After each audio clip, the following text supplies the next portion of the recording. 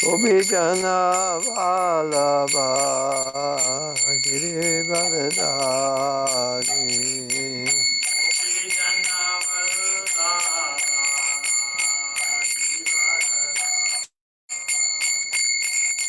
Gopijana Vallabha Girivardhari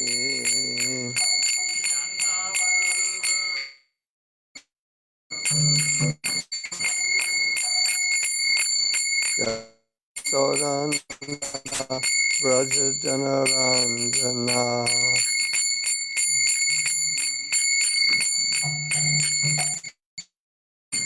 Yasodhanandana Braja Janaranjana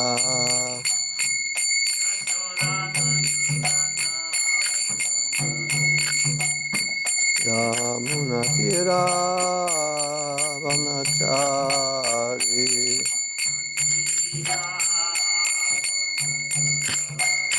Yamuna Tira Vanachari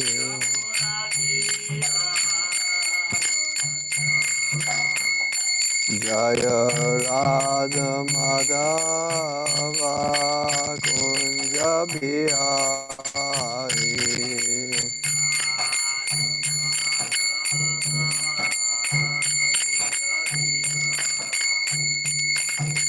Hare Krishna,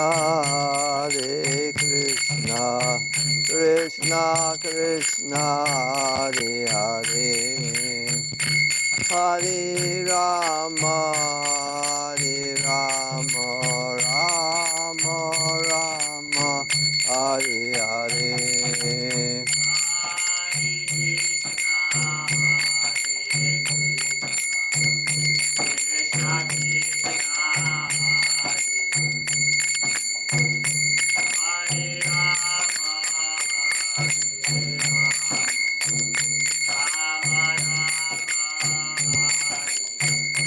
Hare Krishna,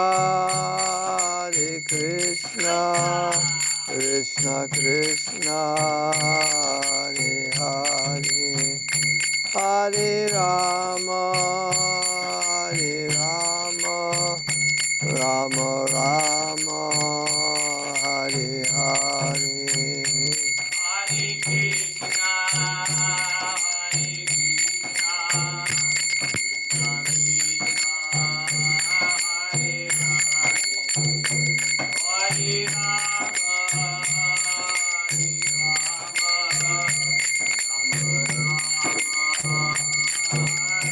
Nitai Gora Haribol, Haribol, Nitai Gora Haribol.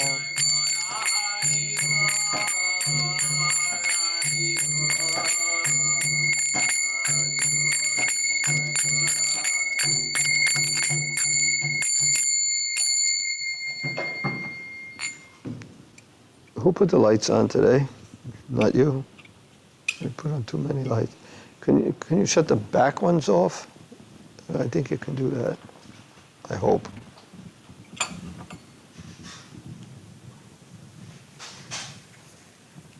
No. Shut one off, I'll tell you. Yeah, that's good, but the other one up here should be on. Yes, that's it.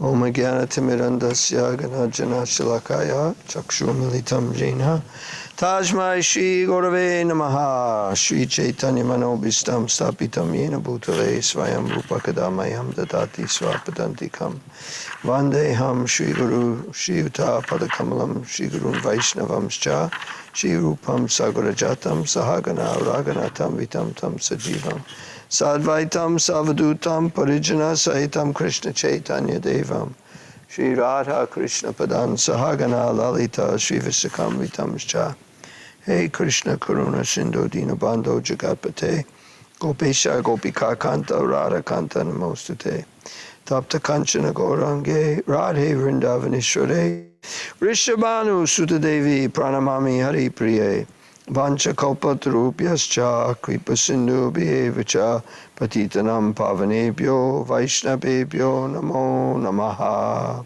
Shri Krishna Chaitanya Prabhu Nityananda Shri Advaita Gadadhar Shivasadi Gaura Bhaktavinda. Hare Krishna, Krishna Krishna, Hare Hare, Hare Rama, Rama Rama, Hare Hare. We're reading from the Srimad Bhagavad Gita, 8th chapter, text number 3. Before I start on the text 3, I'll read the first English for the first two. Arjuna inquired, O my Lord, O Supreme Person, what is Brahman? What is the self? What are fruitive activities? What is this material manifestation? And what are the demigods? Please explain this to me. Who is the Lord of sacrifice, and how does he live in the body? O Madhusudana, and how can those engaged in devotional service know you at the time of death? So text number 3, you can repeat. Well, let's not have it on the online so I don't have to hear it, if that's okay. Shri Bhagavan Uvacha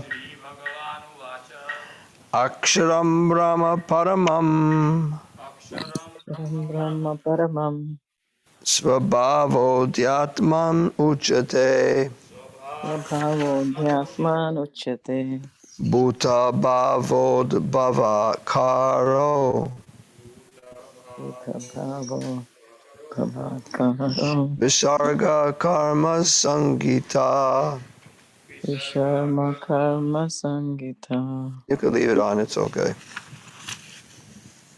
Shri Bhagavan Uvacha Bhagavanu Vacha Aksharam Brahma Paramam Aksharam Brahma Paramam Svabhavo Dhyatmam Uchate Prabhavo Dhyatman Uchate Bhuta Bhavod Bhavakaro Buddha Bhavo Bhavakaro Visarga Karma Samgita. Vasarga Karma Shri Samnitaha Bhagavan Uvacha Sri Bhagavanu Vacha Aksharam Brahma Paramam Aksharam Brahma Paramam Svabhavo Dhyatmam Uchate Swabhavo Dhyatmam Uchate Bhuta Bhavod Bhavakaro Bhuta Bhavodbhavakaro Visarga Karma Sangita. Visarga Karma Samnitaha Shri Sri Bhagavan Bhagavanu Uvacha Vacha Aksharam Aksharam Brahma Brahma Paramam Paramam Svabhavo Dhyatmam Swabhavodhyatmam Uchate Uchate Bhuta Bhuta Bhavod Bhavakaro Bhavodbhavakaro Visarga Karma Visarga Karma Sangita. Samnitaha Shri Sri Bhagavan Bhagavanu Uvacha Vacha Aksharam Aksharam Brahma Brahma Paramam Paramam Svabhavo Dhyatmam Uchate Svabhavodhyatmamuchyate Bhuta Bhuta Bhavod Bhavakaro Bhavodbhavakaro Visarga Visarga Karma Karma Sangita. Samnitaha So anybody online wants to chant, they do it now. Sri Bhagavanu Vacha Shri Bhagavan Uvacha Aksharam Brahma Paramam Aksharam Brahma Paramam Svabhavodhyatmamuchyate Svabhavo Dhyatma Uchate Bhuta Bhavodbhavakaro Bhuta Bhavod Bhakamavo. Visarga Karma Samnitaha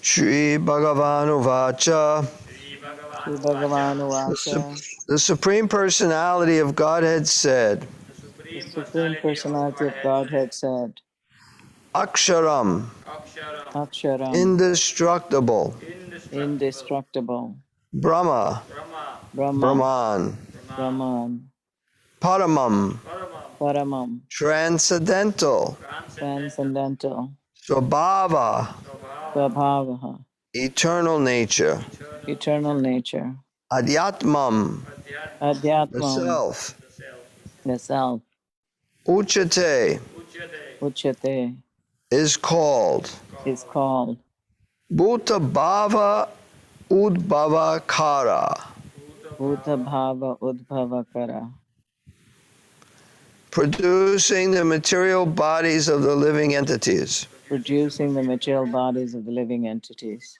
Visarga, Visarga, creation. creation.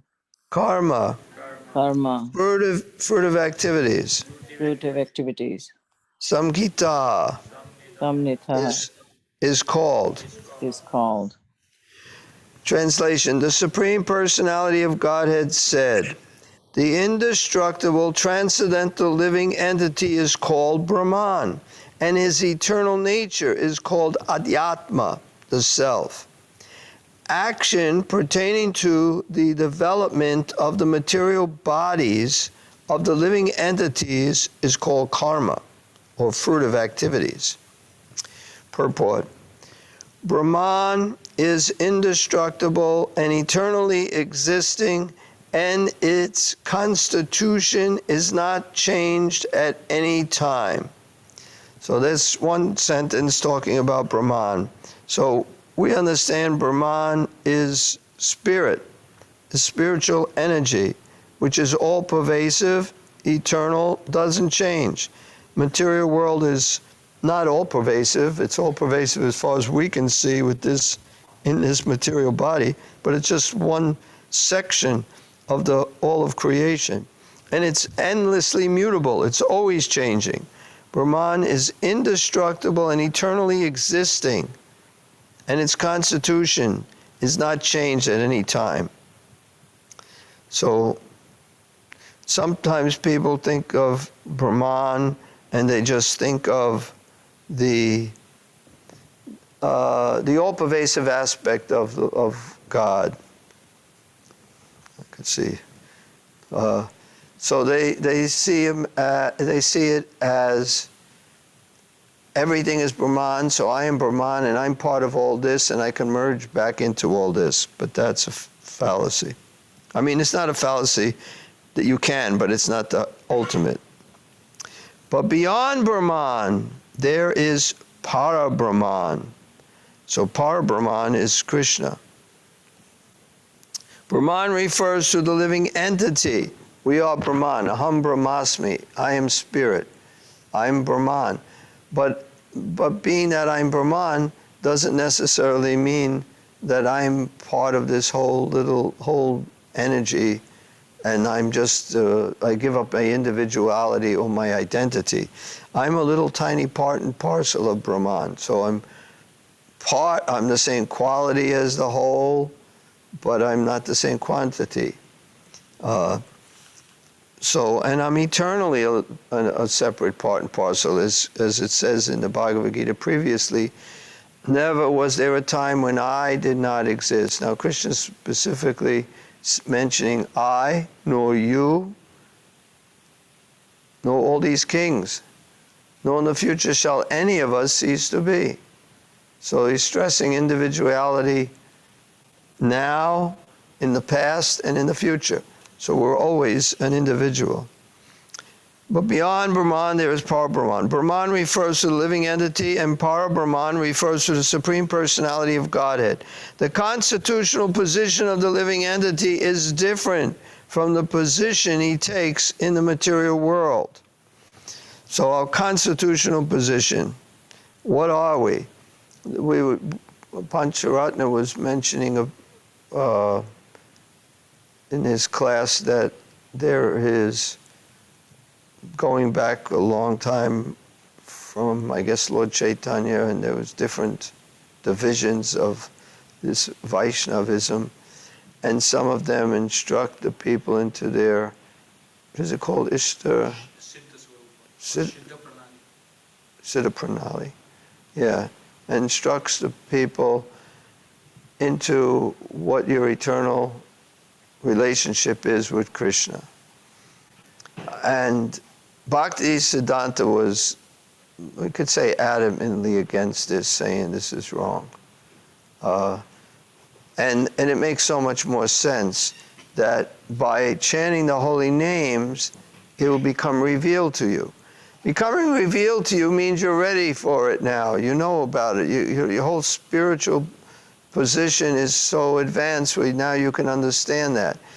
And then what about when you tell somebody who they are before they really very spiritual, they're just still in the material concept of life, and you tell them you're a cowherd boy, you're a gopi, you're a cow. A cow? So I don't want to be a cow. Whatever it might be. Or I'm a gopi. Now I start thinking I'm a gopi, I'm a woman. Anyway, I don't see, I'm just thinking of myself. And if I knew what my eternal relationship is with Krishna, I mean, if it was a cowherd boy, I could kind of understand that because I kind of can relate to playing all the time. But if it was anything else, it would be hard for me to fathom. It would be, even the cowherd boy, I can only relate to it because it's fun, it's playing. But I have no idea what I am. And then when I'm ready, then Krishna will reveal it to me. Why would you reveal it to somebody before they're even at that platform, at that spiritual platform? So here, in material consciousness, his nature is to try, let me go back. The constitutional position of the living entity is different from the position he takes in the material world. So our position in the material world is I'm this body, and I'm a carpenter, I'm a janitor, I'm a temple president. In material consciousness, his nature is to try to lord it over matter. No, it doesn't say that, but that's what I read. It says, in material consciousness, his nature is to try to be the lord of matter. Meaning the same thing, but it says to try and be the lord of matter. But in spiritual consciousness, Krishna consciousness, his position is to serve the Supreme. We want to be the lord of matter. We tried, Prabhupada says, we want to be the lord of all I survey, All I can see, I want to be the lord of. People generally don't admit that because they don't even think that, but they would like that. They want to be the lord of so much, even if it's just a little, but everyone's always wants more. So ultimately, you want to be the lord of matter in the material world. And with spiritual consciousness, you just want to be the servant of the Supreme. So when the living entity is in material consciousness, he has to take on various bodies in the material world. So we have a human form right now, a man. I could have a human form. I could have a woman's body. I can have a cockroach's body. I can have a mosquito's body. I can have a grasshopper's body. And they're not very nice. I wouldn't want any of those bodies.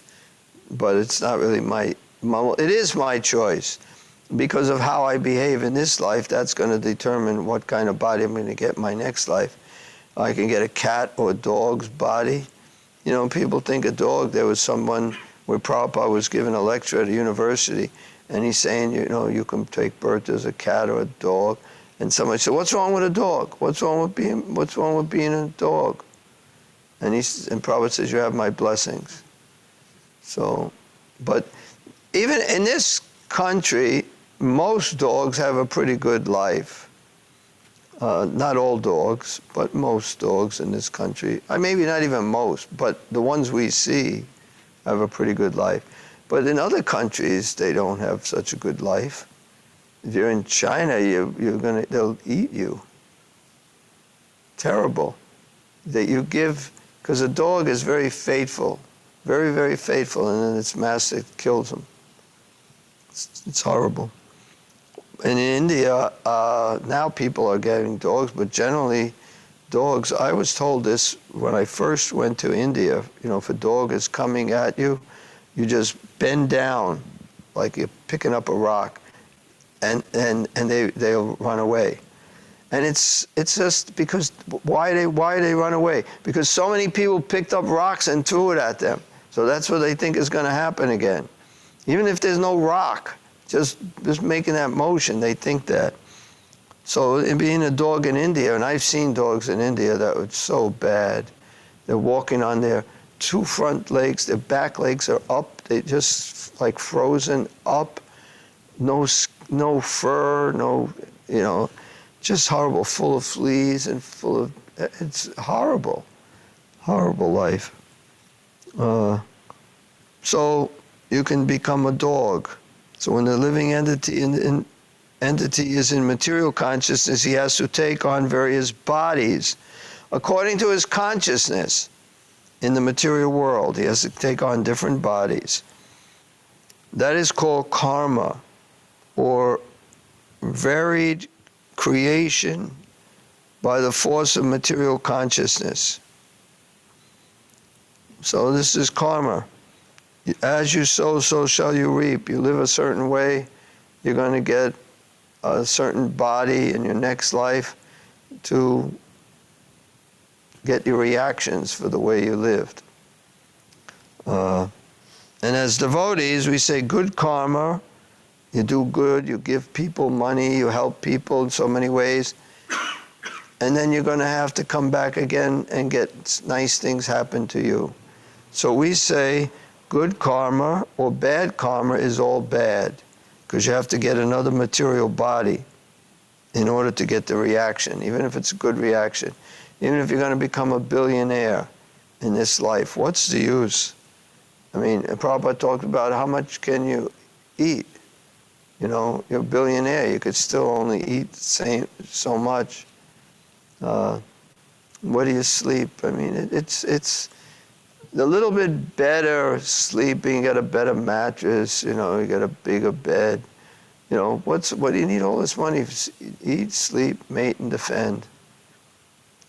Then you got to worry about it, you got to protect it, and and then it's all over in a flash. This life is a flash. And then that body does not exist anymore, and that person does not exist anymore. They're gone. I mentioned to Jiva today about when Prabhupada's sannyas guru passed away. Prabhupada said, what was his name? Keshava Maharaj. He is no more. Keshava Maharaj is no more. He doesn't exist. The soul in Keshava Maharaj's body exists, but that's not Keshava Maharaj. In that life, he was Keshava Maharaj. The next life, he's back with Krishna on Krishna Loka. But now maybe he's a cowherd boy, maybe he's a gopi. He's not Keshava Maharaj. So when we leave this body, the body is gone, and that person is finished, is no more. Because we think of our mother, our father, they pass away and we still think of them in that way, but they're gone. That person doesn't exist anymore. That soul still exists, and that soul is in a different body, and we don't know what. Okay, I'm going to read some more. It's a kind of a long purport. That's why I'm commenting along the way, because I read the whole thing. It's hard to follow. In Vedic literature, the living entity is called Jivatma and Brahman, but he is never called Parabrahman. The living entity, Jivatma, takes different positions. Sometimes he merges into the dark material nature and identifies himself with matter. And sometimes he identifies himself with the superior spiritual nature. So right now, we identify ourselves with matter, and we're trying to change that consciousness and identify ourselves with who we actually are as spirit soul, eternal servant of Krishna. Therefore, he is called the Supreme Lord's marginal energy. because he can be controlled by matter or he can be controlled by spirit. He has that choice. According to his identification with material or spiritual nature, he receives a material or spiritual body. In material nature, he may take a body from any of the 8,400,000 species of life. But in spiritual nature, he has only one body. And we don't know what it is yet. In material nature, he is manifested sometimes as a man, demigod, animal, beast, bird, etc., according to his karma. He sometimes manifests. So I manifest as a man. I was manifest as a dog. I was manifest as so many others, and I could again become manifest in those other bodies. But right now, in material nature, I'm manifested in this way. To attain material heavenly planets and enjoy their facilities, he sometimes performs sacrifices, yajna. But when his merit is exhausted, he returns to earth again in the form of a man. This process is called karma.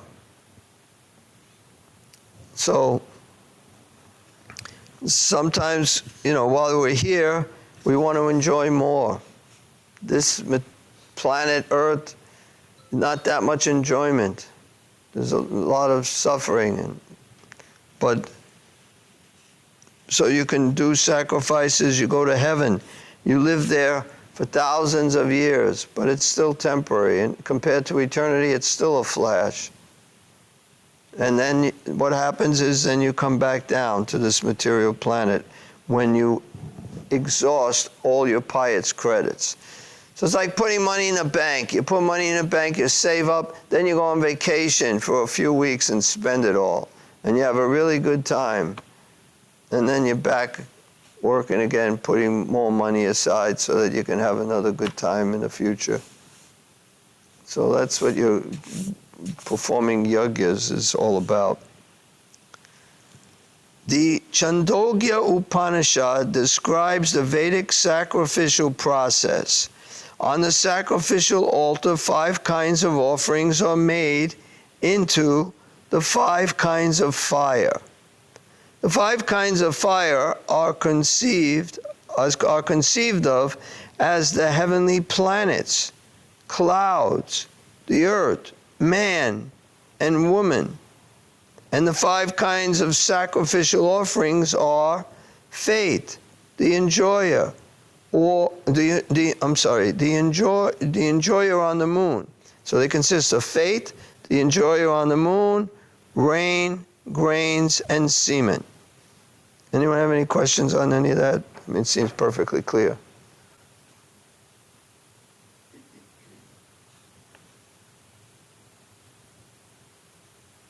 question on it. It says that nature in the translation is eternal nature is called Arjuna, the self.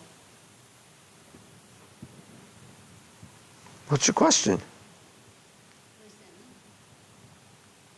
mean? The eternal nature is that you're a person, a spiritual being, yeah. And it might be even knowing who you are. Okay, I'd just like to mention this paragraph one more time. This paragraph, because when I read it, I said, I don't remember reading this. And I checked the old Bhagavad Gita. It's not in the old Bhagavad Gita. This is one of the changes that the devotees, Jayadvaita Swami and some others, changed. Maybe Prabhupada wrote it. And then Hari Griva may have said, this doesn't make any sense, nobody's going to understand this, and he left it out. Maybe, I don't know, but it's in here now. And even the last sentence in the previous one, this process is called karma. That's also not written in the other Bhagavad Gita, in the old one.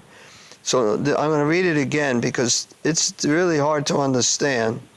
I mean, I don't understand it. I don't know anybody that's going to understand it, but somebody probably does.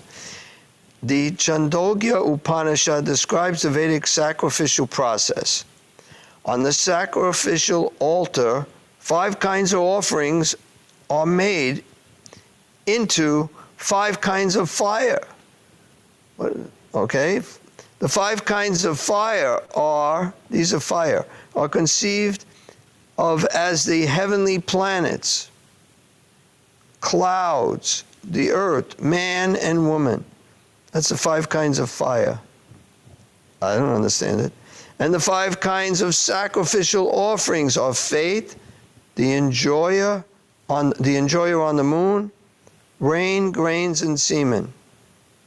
So now I'll go on to the next. This next paragraph is in the old Bhagavad Gita. In the process of sacrifice, the living entity makes specific sacrifices to attain specific heavenly planets and consequently reaches them. When the merit of sacrifice is exhausted, the living entity descends to earth in the form of rain. So this now makes more sense.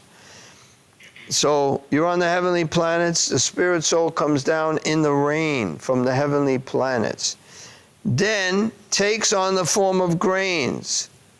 The rain gets the grains to go and you get inside the grains. And the grains are eaten by man and transformed into semen, which impregnates the woman. So that soul then gets impregnated into the woman. And that's the process. And thus the living entity once again attains the human form to perform sacrifice and so repeat the same cycle. So I understand. I mean, that's pretty clear to me. Hard to prove, but we accept it. So in this way, the living entity perpetually comes and goes on the material path, up and down. This is saying going back up again. He does sacrifice, but if he doesn't, if he does sinful activity, then he goes to hell. Then he comes back up from hell. I don't know how he comes up from hell, if it rains or what happens there, but maybe he comes in to a volcano.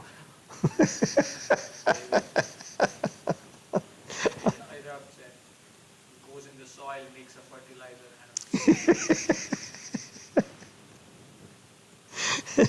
It takes birth as a cactus. Anyway, so perpetually comes and goes on the material path. The Krishna conscious person, however, avoids such sacrifices. He avoids these sacrifices for material things or for going to heavenly planets. He takes directly to Krishna consciousness and thereby prepares himself to return to Godhead. That's it. No more sacrifices. So impersonalist commentators on the Bhagavad Gita unreasonably assume that Brahman takes the form of Jiva in the material world, and to substantiate this, they refer to chapter 15, verse 7 of the Gita. So let's read 15:7, which I haven't read yet. 16, 15, 15:7. Mamaivam sho jiva loke jiva bhuta sanatana manashastan indriyani prakriti-stani karshati. The living entity in this conditioned world, the living entities in this conditioned world are my eternal fragmental parts. Due to conditioned life, they are struggling very hard with the 6 senses, which include the mind. Living entities in the conditioned world are my eternal fragmental parts. Eternal fragmental parts. So now let's go back what the impersonalists say. They quote this verse of the Gita. But in this verse, the Lord also speaks of the living entity as an eternal fragment of myself. The fragment of God, the living entity, may fall down into the material world, but the Supreme Lord, Achyuta, never falls down. Therefore, this assumption that the Supreme Brahman assumes the form of Jiva is not acceptable. Saying that the Supreme Brahman or God can never fall down, but the Jiva, the part and parcel, can.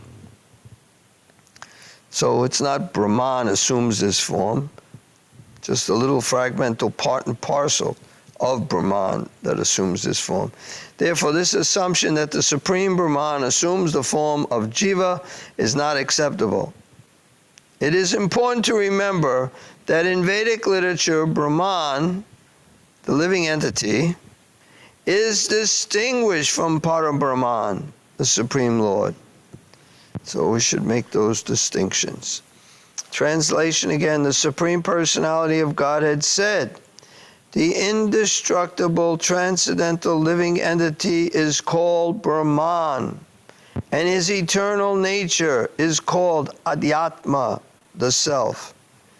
Action pertaining to the development of the material bodies of the living entities is called karma, or fruitive activities. So that's how we keep getting bodies, is just by this karma, by our actions. We keep acting materially, and then we have to get another material body. But there's a verse in the Bhagavatam about just like we can take out a thorn with a thorn,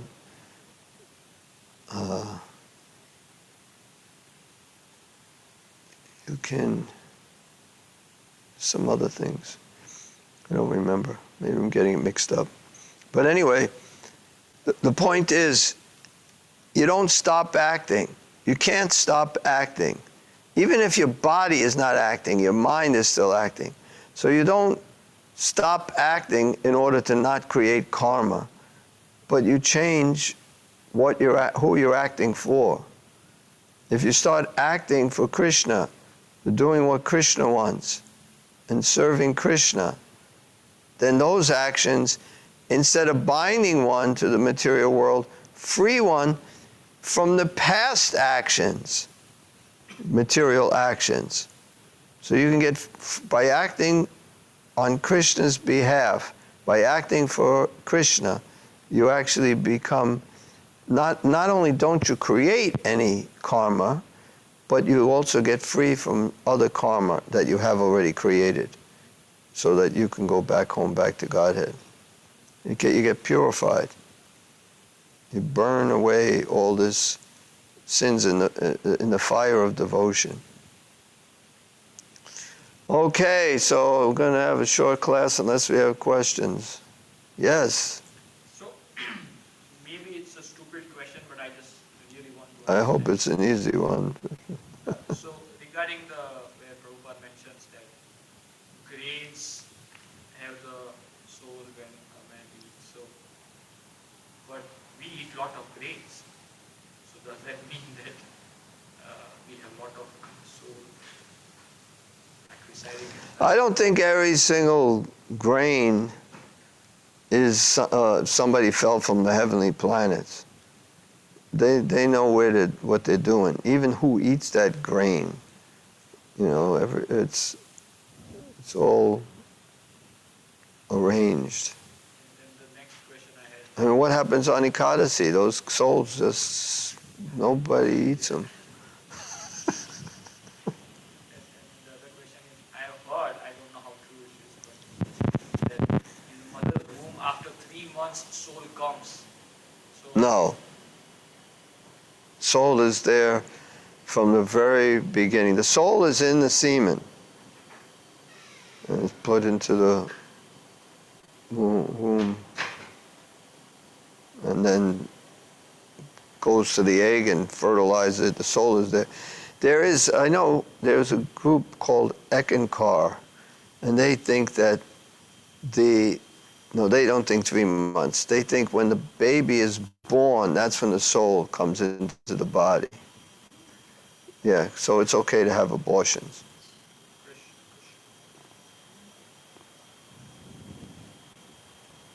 Yeah. I remember I didn't argue with the guy because he was, that was when we were up in Niagara Falls at that university with Ramapada Swami, and we got permission to have our festival there. It's a long story, but I'll try to make it short. Previously, many years before that, many devotees who were students quit school and became devotees. Sachin Ryan is one of them. There's a lot of them who did it. Lakshmi Moni.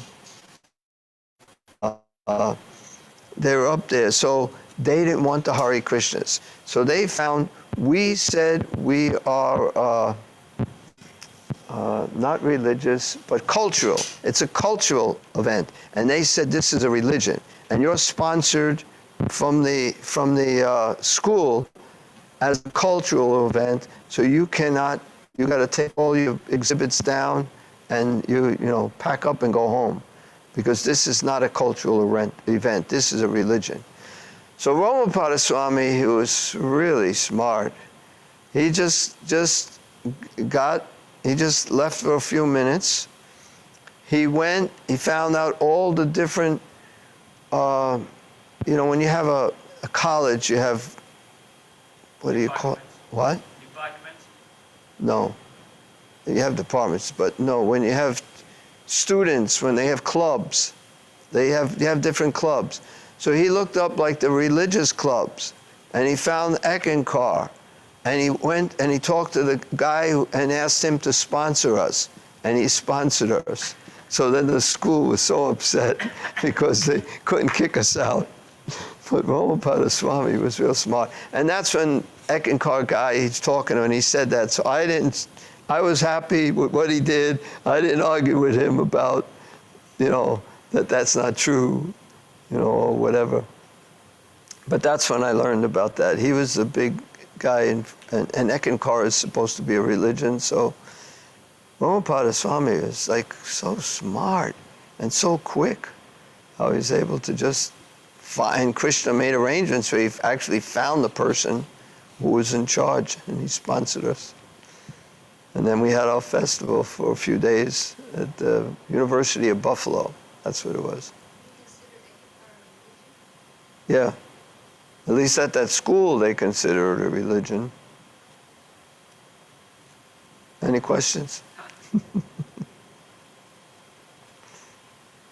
So, I just have a comment. Oh, where are you? I'm on Zoom. You're in that little box. No, I had an ultrasound when I was 10 days pregnant, and I remember the doctor showing me a little pea, a little pea, like, and she said, "That's your son, that's your baby," is what she said at the time. So it starts growing the moment, like you said, from the moment of inception, it starts growing, the baby. What did you say? Oh, it looks like my husband.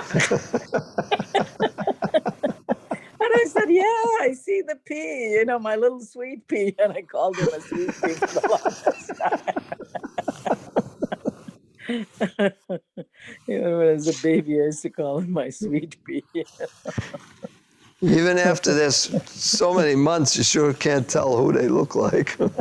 I know, but you fall in love with that little pea. So if anybody thinks it's not a baby, and this was only 10 days. I can't hear her. Can you go louder? Oh, it was only 10 days.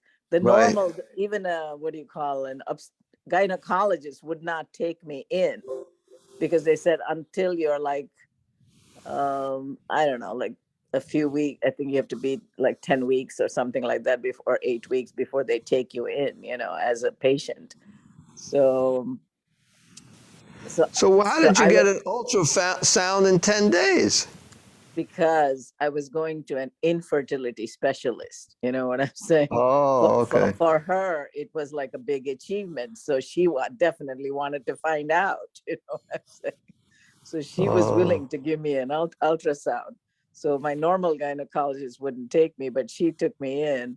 And she had her son actually was in Divya's class, you know, my daughter's class. So we knew her well. And she gave me an ultrasound, you know. Of course, I took the test. The test came positive, but that's nothing. In 10 days, you really can't tell for sure. But when she did the ultrasound, she said, see that little P? Yes, you know, that's your baby, you know. So I knew I was pregnant, but I was only 10 days pregnant. so that was Abhinash. That was Avinash, exactly. Grew and grew and grew. Do you have a picture of him at that time? I do have an ultrasound somewhere, but not when it was a P. I don't remember. I don't think they took pictures in those days.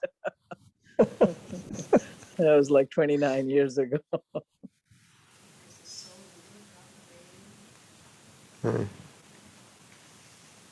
But what you said, the inception is true, because, and Prabhupada said, as long as it grows, you know, it has life, you know. What? As long as it grows, it has life, you know, that the baby is growing within the womb. Right. Yeah, what are the 6 signs of life? It's birth, growth, byproducts, there's dwindling, death, but there's something else. Stay for some time, yeah.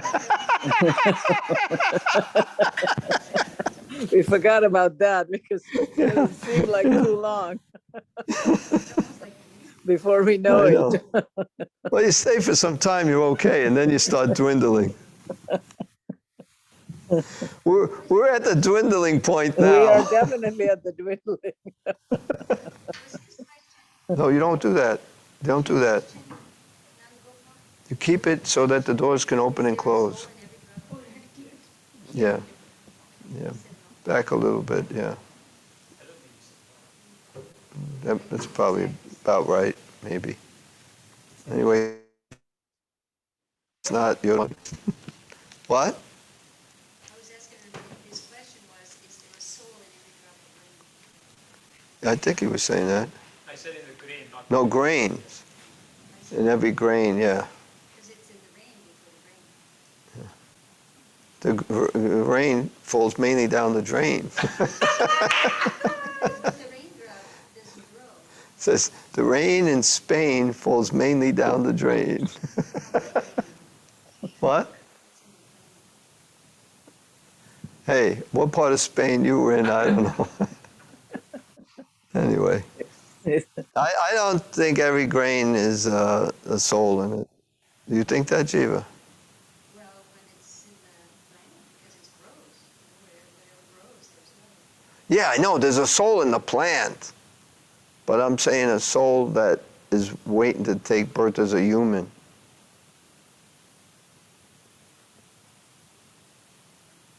Anyway, I don't think so. You what do you think? You're a know-it-all.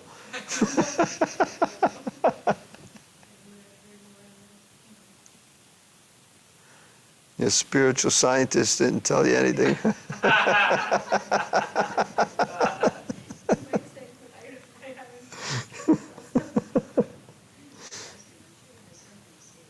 Okay.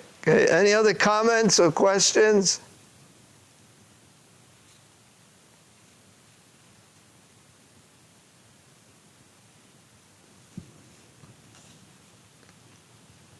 Okay, I guess we can end. It's only 8 minutes more. Anyway, I want to thank you all very much for coming to my class, either virtually. How many people are on right now? 5. 5. There was 6. I don't know who they were. That's dwindling. Yeah, We didn't hear that. What did she say? What did she say? The count of the right. host. It appeared, it was born, it grew, it stayed for some time. It's dwindling and soon it will be gone.